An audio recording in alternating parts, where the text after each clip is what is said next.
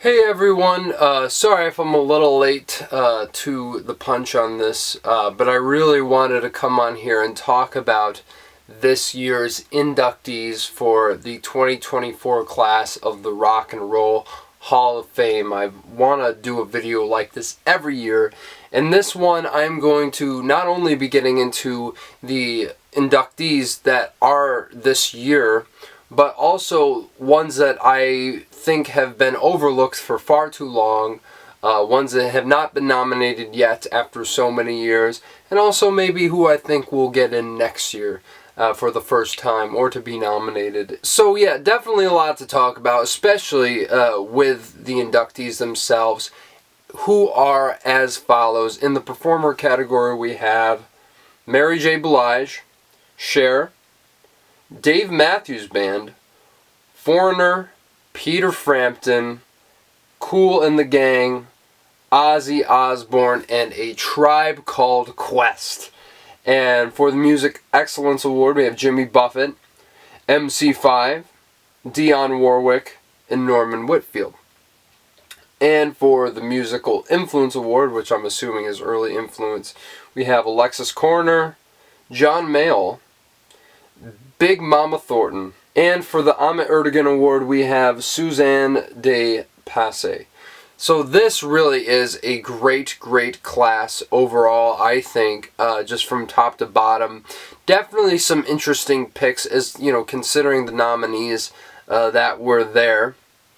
One that comes to mind is Mary J. Blige, who I know is very beloved in the R&B hip-hop community. Look, I've listened to a couple Mary J. Blige records. I think she's quite good. The production is very commendable and really pushed a lot of boundaries in that field of R&B in the 90s and onwards.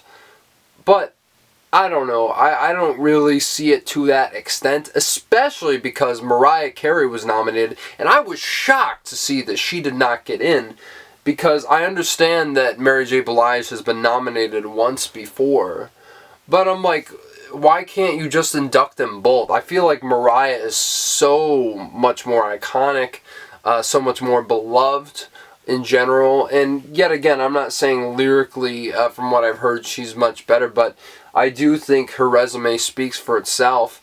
And just her as a cultural icon and as a singer, it's kind of unfathomable to me that she did not get in this year. But I will say I do think Mariah Carey will get in next year. So very interesting that happened. But one that I knew was a no-brainer, for sure was going to get in, was Cher. You know, I haven't really gotten to Cher's music myself yet, but, you know, a icon to end all icons, you could say. Definitely one of the most influential people in the world, but especially musically, my understanding is, you know, she's very popular and very beloved. So there's no denying that she was going to get in this year. And then the Dave Matthews Band. Now this one I was a little surprised by. I know that they're big in the 90s, you know, that era that kind of lands somewhere between grunge and John Mayer, I suppose. But really, I think that this is probably warranted based on my limited knowledge on Dave Matthews Band. But I am a little surprised that they'd gotten in before, let's say, like a band called Soundgarden.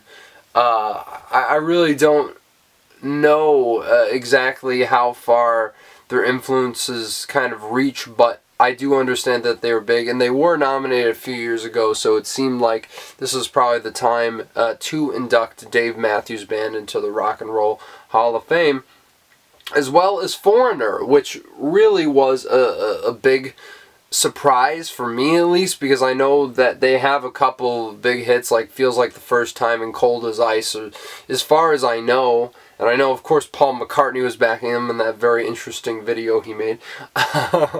But, yet again, I mean, does a few hits necessarily facilitate a spot for induction? I don't know. I know a lot of people aren't, like, huge on Foreigner, but I suppose they've earned their stripes in some way. I don't know. I know that Jan Wenner gate kept the fuck out of them. And now that he's gone, they're like, alright, let's put Mick Jones and the gang in. But anyway, It is what it is. Kool and the Gang is one. Seems like, not one I'm super familiar with, but seems like a group that should have been in a long time ago. Just by namesake and based on what I do know about them. So nice to see them finally get in. Ozzy Osbourne, second induction of the Rock and Roll Hall of Fame, of course, after Black Sabbath. Now, I must admit, I am not really familiar with Ozzy Osbourne's solo career outside of Crazy Train. I mean, Black Sabbath is one of my favorite bands of all time. So I think once I get through the Ozzy era of Black Sabbath, I will certainly be checking out his solo career as well. But really great to see Ozzy get that recognition on his own. Definitely an iconic artist in his own right, separate from Black Sabbath. But the two I'm probably the most excited about, Peter Frampton. Yes, I'm so glad to see Peter Frampton finally get the recognition he deserves by the Rock and Roll Hall of Fame. I mean, really a guitarist extraordinaire who came onto the scene at a relatively young age as opposed to a lot of his contemporaries in the 70s and just absolutely blew up the world with his live album Frampton Comes Alive, which is just such a great live album, from Show Me the Way, and then of course Baby I Love Your Way is such an iconic classic, and of course Do You Feel Like We Do, which is just absolutely amazing. And I cannot wait to see if at his induction he gets on stage and performs all three of those songs, especially Do You Feel Like We Do. Hopefully he brings the talk box back because that is going to be gas if he does. And just incredible performer, and I'm really anticipating an incredible performance from him.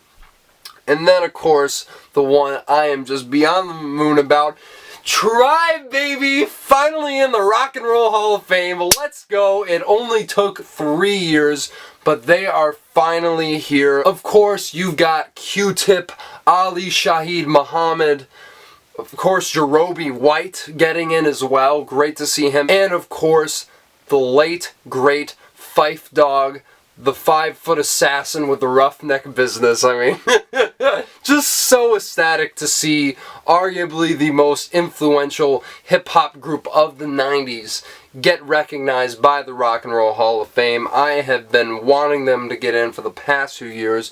The one I've definitely been championing the most when it came to the fan polls and whatnot. Really so glad to see these guys get the recognition that they deserve. They essentially created alternative hip-hop music, I think, in many other ways, with the Jungle Brothers in the late 80s and the early 90s. But definitely there was no collective more iconic than A Tribe Called Quest, with albums like The Low End Theory, Midnight Marauders, the list goes on.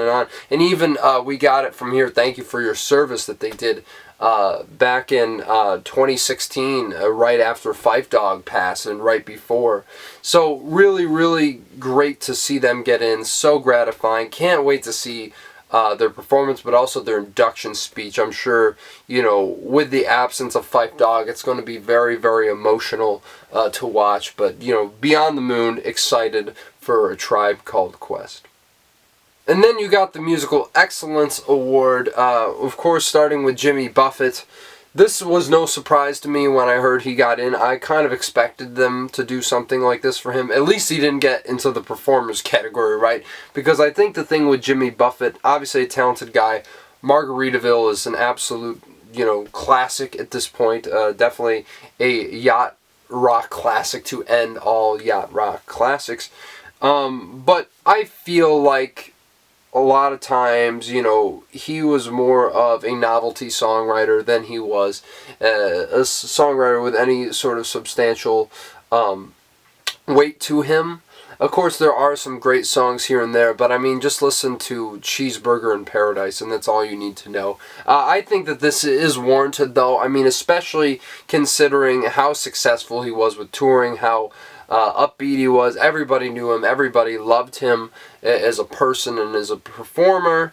And of course, his success with his chain of restaurants is something to be commended as well. I'm not surprised they did that. But I will get into my problem with this induction in regards to another individual a little bit later down in the video. But really, though, I am glad he got in that category specifically. MC5, definitely glad to see them recognized. They always do this to like one specific band. A couple years ago they did it to Judas Priest, and now they're doing it to MC5. And I'm just glad to see him get in because all the members of this band are dying off. They're just dropping like flies. I think 2 of them died this year, so I figured it was like, well, you better get them in now while there's still some remaining. I mean, Henry Frambo from the Spinners, he was the last one inducted, and he died this year, so that whole lineup is gone. So it's good that they did get them in finally. Dionne Warwick, really surprised she wasn't in before. Kind of surprised they didn't induct her into the performers category, but it's cool to see her. Definitely a legend in that field. And of course, Norman Whitfield, someone I didn't expect. Of course, a legendary songwriter and producer at Motown, but also an artist himself. So definitely think that induction is warranted. And then, of course, early influences. I don't know much about Alexis Corner, but interested to hear his music. I know he had a profound influence on a lot of the early British invasion bands like the Rolling Stones, etc., etc. And of course, John Mayall, that is a huge induction for him. Really glad that he gets to see it. Hopefully he'll be there at the Rock and Roll Hall of Fame induction for him. And Big Mama Thornton, really surprised that it took this long to get her inducted. I mean, yet again, they did induct Sister Rosetta Tharpe like a few years ago, so they are kind of slacking on a lot of these early, female rock and roll pioneers, but it's good to see her get her just due that she probably always deserved and probably deserved to get a long time ago. And then Suzanne de Passe for the Ahmet Ertegun Award. I know she's big into producing movies related to music, like Motown related material, and she was the first black person to be nominated for Best Original Screenplay at the Oscars for Lady Sings the Blues. So not too familiar with her resume beyond that, but definitely I think there's a lot of merit there. And so yeah, overall a great group of inductees. Yet again, I do think Mariah Carey would have been one I would have stuck in there. And of course, just on namesake alone and how iconic he is an artist, Lenny Kravitz, I'm surprised he didn't get in this year either, but there's always next year, and I think that might be the time for them to get in, but only time will tell. So yet again, very good overall, I'd say. And now I do want to get into some of the artists who I think should be in the Rock and Roll Hall of Fame who've never been nominated before. And this is quite an interesting list, I must say, because a lot of these artists I've already gone over on my video from 2022. So I just want to renew this every 2 years. Of course, there are some that were on my list a couple years ago that did get inducted, like Willie Nelson, like George Michael. So, there's going to be some that definitely have been removed. And so every couple years I want to revisit this and see if anything has changed. And since that is the case, I'm going to get into it. But of course there are many honorable mentions I have to read out before we get into my top 10 artists who have never been nominated for the Rock and Roll Hall of Fame. Now, some of my honorable mentions include Nick Drake, who was on my list last time, but I chose to remove him just because I am not as in love with his music as everyone else, but definitely an iconic folk artist who we lost way too soon, and certainly one who has gotten his just due from the music community since his passing and his rediscovery.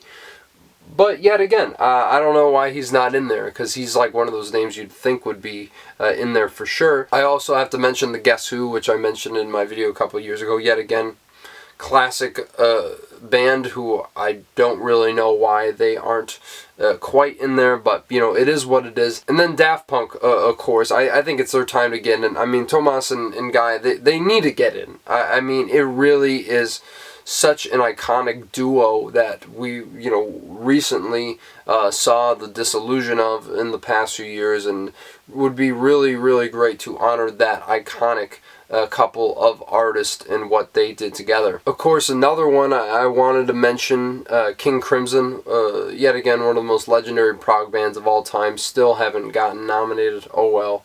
I definitely think that should come sometime soon, if you're asking me. Of course, another one, Joe Cocker. It's kind of a shock that he's not in there, considering how iconic of a vocalist he is. Of course, his covers of Traffic's Feelin' Alright is absolutely amazing, and with a little help of my friends, of course, the Beatles cover, which I think is undoubtedly one of the best Beatle covers of all time. Just his first album alone has so many great hits on it. So, yeah, really not sure why Joe Cocker hasn't been, at the very least, nominated, but, hopefully within the next few years he'll get his due. But one artist I'm really shocked hasn't been nominated is Harry Nilsson, legendary songwriter.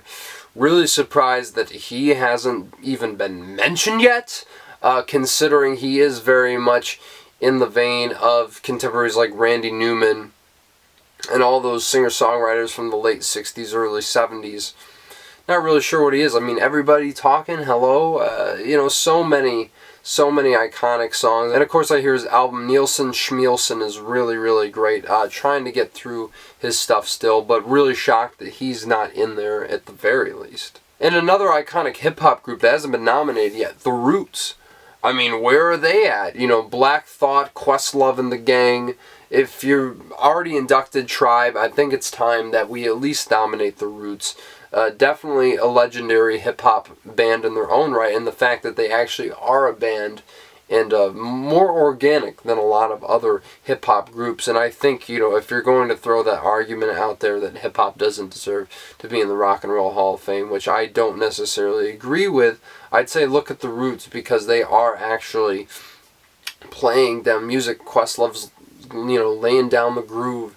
So many things to their credit, and I hope that they do finally get nominated next year. And I think on that note, another group I mentioned last time, member of the Jungle Brothers Collective, De La Soul. We just lost Trugoy last year, rest in peace. So hoping that they finally get recognized as well, in the same vein of A Tribe Called Quest, of course. And I already mentioned him before, but Nas, one of the most legendary rappers of all time, one of the best, certainly. It'd be great to see him get inducted as a solo artist, right? But I will take a nomination at the very least.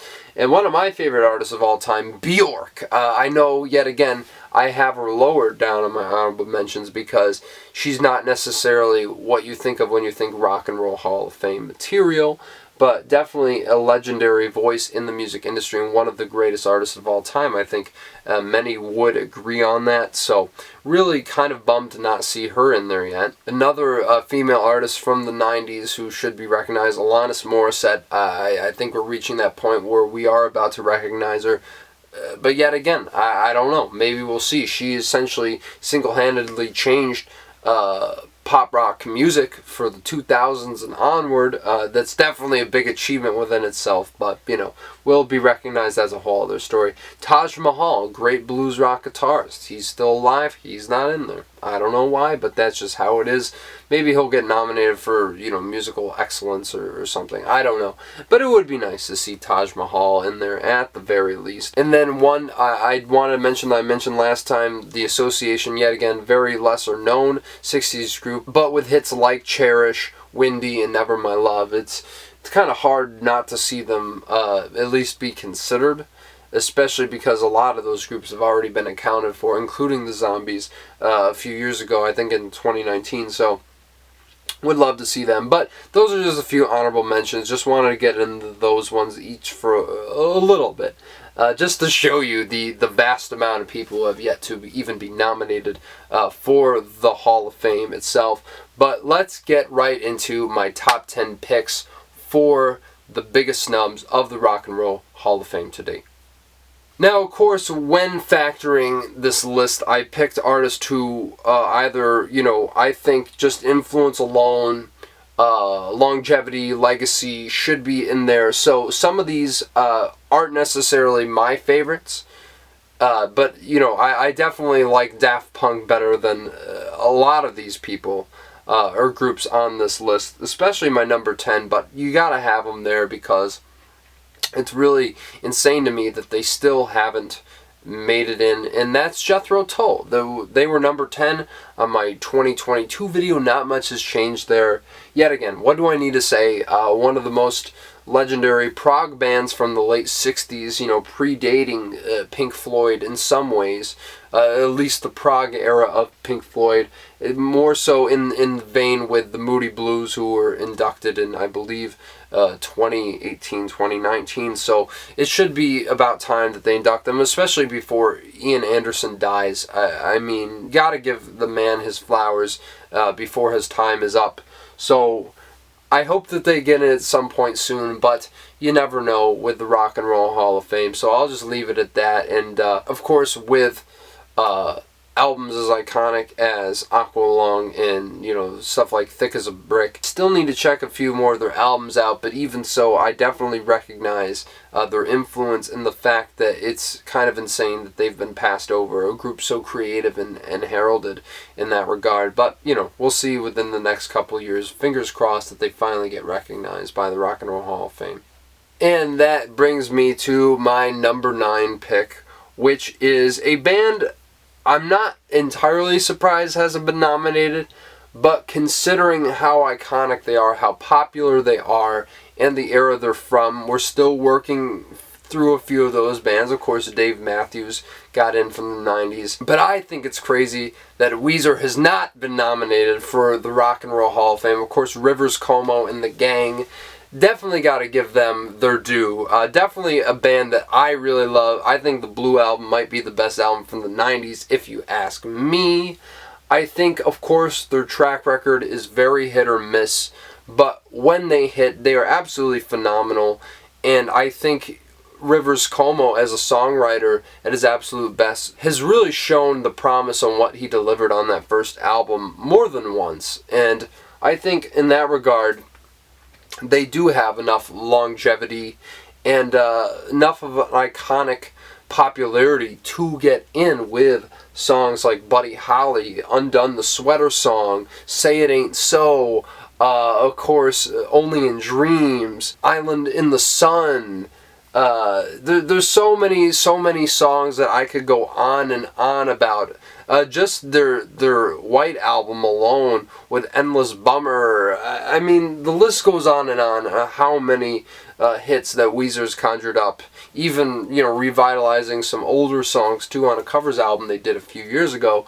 But I really do think that they're one of the most definitive bands from the 90s, especially just a bunch of geeks who wanted to come together and make music. I don't really think we've seen any group like that been honored by the Rock and Roll Hall of Fame yet, but I do think that Weezer has all the cred. They're still rocking hard. Saw them last summer, and they absolutely slap still to this day.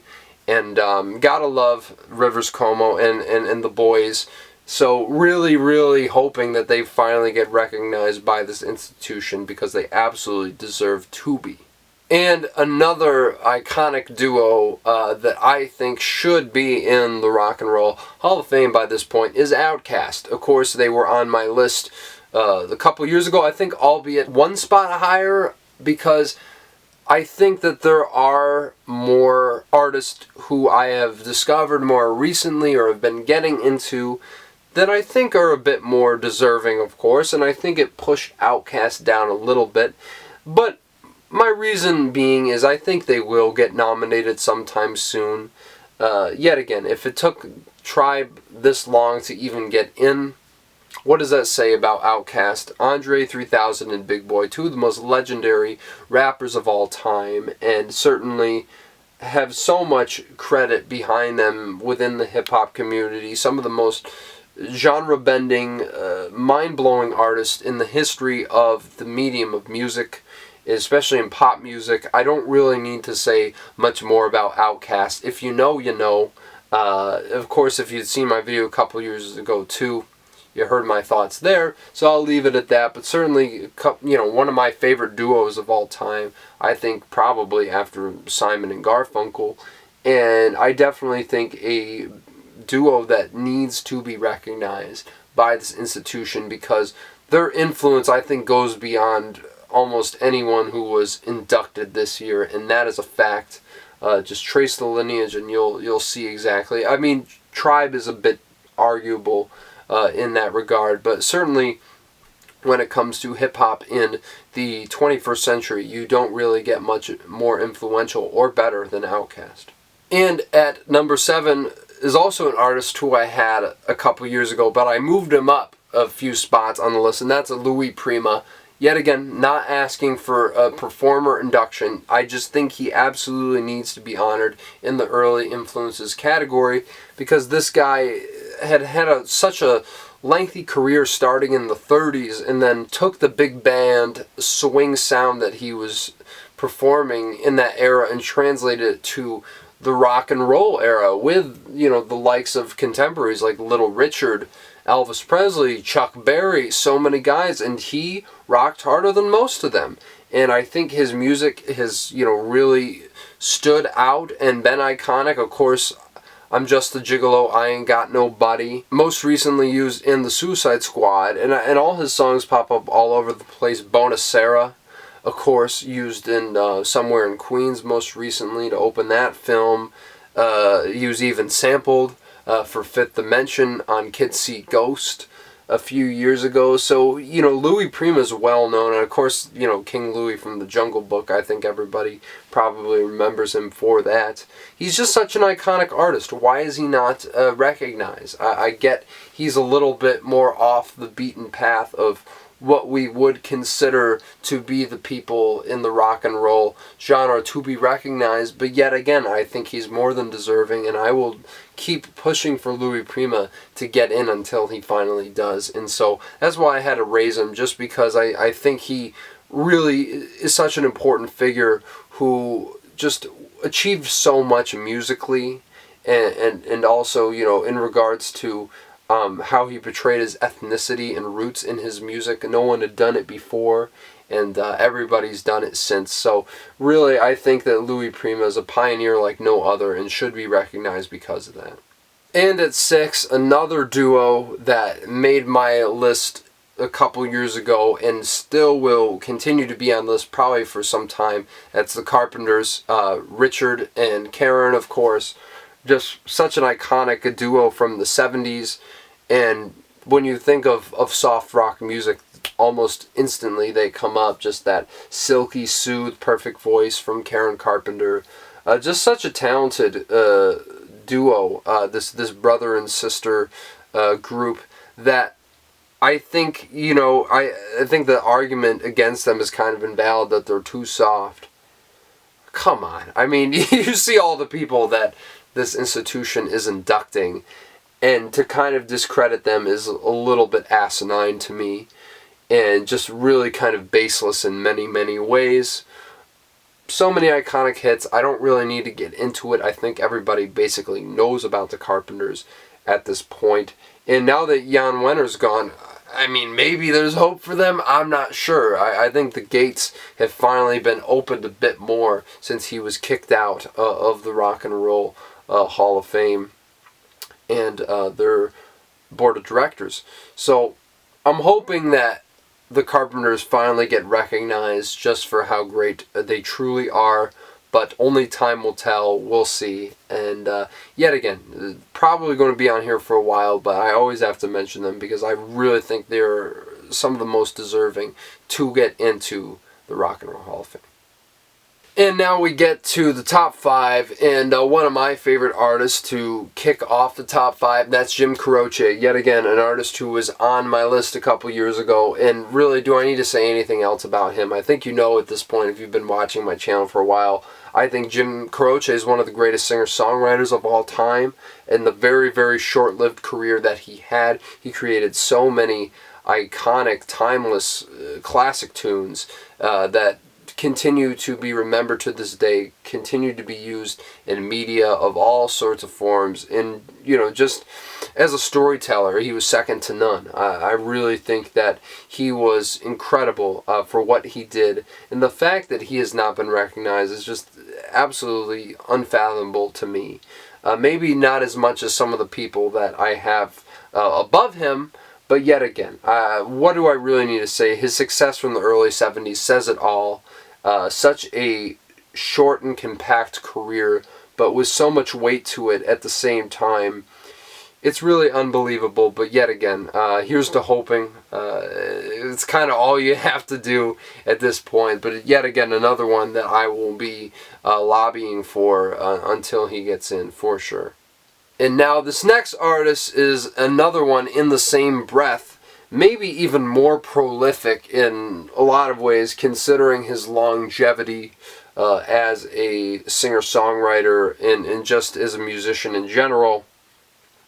And probably the one I'm the most pissed about, and I will get into why, and you'll know once I bring up his name. It's Gordon Lightfoot. It's kind of crazy to think that this Canadian singer-songwriter, one who is so poetic and so sublime in so many ways, but, brings a poignancy to his songs that's still accessible and digestible, and really, I think, is one of the most influential songwriters of all time. I mean, Bob Dylan himself said that Gordon Lightfoot never wrote a bad song in his entire career, and every Gordon Lightfoot song he just kind of wanted never to end. This is Bob Dylan saying this, like arguably the greatest songwriter of all time.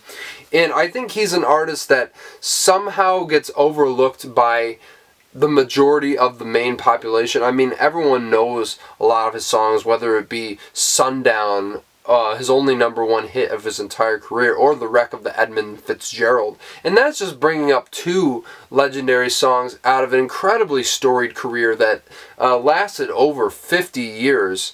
Really, his longevity is unquestionable. And, I mean, look at If You Could Read My Mind. I think that's like one of the most beautiful, heartbreaking songs ever written. And I certainly think his greatest achievement as a songwriter, Carefree Highway, Canadian Railroad Trilogy, yet again, the way he captured his home country. There was such a mysticism and naturalism to his songwriting that I think played off in so many ways, but also just a relatability to his songs that I think anybody could latch onto. And I think all songwriters recognize him as one of the greats, but for some reason the general public doesn't always, and for some reason this institution doesn't. And this is what pisses me off, right? And this is where I'm going to bring it back to Jimmy Buffett, because Jimmy Buffett died, and so they're like, okay, let's put him in. But you don't even give Lightfoot a nomination? That is fucking crazy. I am sorry, but I really cannot understand the cherry picking that this organization does, especially for a songwriter that's way more prolific and way more respected. I really don't know what they're thinking. They're kind of off their rocker on this one. And yet again, why didn't you at least nominate him? You nominated Sinead O'Connor as well after she passed away. So I really don't understand why Lightfoot isn't being recognized when I think by all accounts he's much more acclaimed. I don't know. It is what it is. Maybe it's not good to get worked up about this stuff, but he is one of my favorite artists of all time. This is a fact. Top 20 artists in the history of, the medium, at least solo artists, duos, what have you. You can't deny the greatness of Gordon Lightfoot. And if you haven't heard him, please have this be your opportunity to finally check him out, because you'll be more than gratified that you did. Yet again, one of the most egregious snubs that the Rock and Roll Hall of Fame has ever done. And that's only at number 4. So let's see who's in the top 3 of this list. And kicking off the top 3, of course, had to throw him in again on the list a couple years ago. Old Blue Eyes himself, Frank Sinatra. I don't really need to say much more about Frank Sinatra. He's one of the most legendary people in the entertainment industry. Even long after his death, people are still discovering him today. Extremely well known, definitely the most well known out of the era of those crooners. And yeah, really not sure why he's in there. Well, I mean, I think I have an idea why, but he's just such a musical legend at this point that you have to have him in there. So that's my argument there. Not really much needs to be said about Frank Sinatra that hasn't already. And of course, that takes me to number 2 on my snubs, who was my number 1 a couple years ago, and that's John Coltrane, one of the most legendary jazz musicians, up there with Miles Davis. Who is in the Rock and Roll Hall of Fame, understandably so, one of the greatest artists of all time, no question. But Coltrane didn't really get the same treatment. And yet again, this kind of plays into my argument with Gordon Lightfoot and Jimmy Buffett. Now, of course, I'm saying that John Coltrane and Miles Davis, there really isn't much of a disparity between the two. Of course, now I have kind of come around that Miles Davis is my favorite jazz artist of all time, but Coltrane is just so legendary in his own right, so it's kind of insane that they are still doing this. Even if he gets inducted as musical excellence, that'd be nice, but really I think he deserves way more than that. This man changed the medium of jazz just from his breakneck playing alone, how he took modal jazz to a whole other level after Miles Davis kicked it off. So ambitious in so many ways and so timeless, so explorative. I could go on and on about how great John Coltrane is, but I'm sure most of you know how great he is already. So I think his work speaks for itself. And I think he's one of the most legendary musicians who hasn't yet been inducted. But probably more so than anybody, at number 1, this really kind of just blows my mind, considering some of the people who have already been inducted and recognized. And this is probably going to blow some of your minds too if you aren't aware of this. But for me, I think the biggest snub of the Rock and Roll Hall of Fame yet is Miss Ella Fitzgerald. I mean, maybe the queen of jazz singing herself. One of the most legendary artists that I think transcends time in a way that a lot of these artists don't even come close to doing. Certainly one of my absolute favorite artists in the history of music. If you remember from my video of the top 10 female artists of all time, I ranked her at number 1, even above Aretha Franklin. I don't get how Ella Fitzgerald's not here at all. I mean, Billie Holiday got in the early influence category, so the precedent's already been set. But I think even as iconic as Billie Holiday is, I think there's something more indelible about Ella Fitzgerald as an artist, one that's kind of transcended all time. You know, because I still know people who are younger than me who love Ella Fitzgerald, and people, everyone I've talked to really has not a bad thing to say about her music. Just one of the most perfect voices in the history of music, could do so much with the dynamism that was present in her voice. And her scat singing, unbelievable. I mean, I could go on and on, but I feel like I don't have to. I feel like most of you know how great and legendary Ella Fitzgerald is. So, it's kind of bullshit. I'm going to be honest with you, but yet again, I'm always holding out hope every year that she ends up in the early influences category. I think it still is very possible, and of course, there's still so many others in the vein of Ella Fitzgerald, like Sarah Vaughan, who hasn't been inducted, or in the vein of Frank Sinatra, like Tony Bennett, who I didn't mention because, you know, I think Frank Sinatra should be the first one in that vein to get in, but I think it's just unexcusable that Ella Fitzgerald hasn't been recognized by the Hall of Fame yet, and, you know, time's ticking, I guess. I don't know. I mean, she hasn't been inducted yet, so I guess they haven't been really, you know, gnashing their teeth together trying to be like, oh, how are we going to put her in? But I really think anyone with 2 brain cells in their head could tell you that Ella Fitzgerald is more than deserving of this accolade. So those are my top 10 biggest snubs of the Rock and Roll Hall of Fame. Would love to hear what yours are, of course. But before I go, I just want to mention some of the people I think will get in next year. I think Mariah Carey for sure. I feel like that's almost a safe bet at this point, considering how big and iconic she is. Definitely wouldn't bet against it. Lenny Kravitz, I think, has a very good shot as well. Hoping to see him get in, even though I still need to get into his music.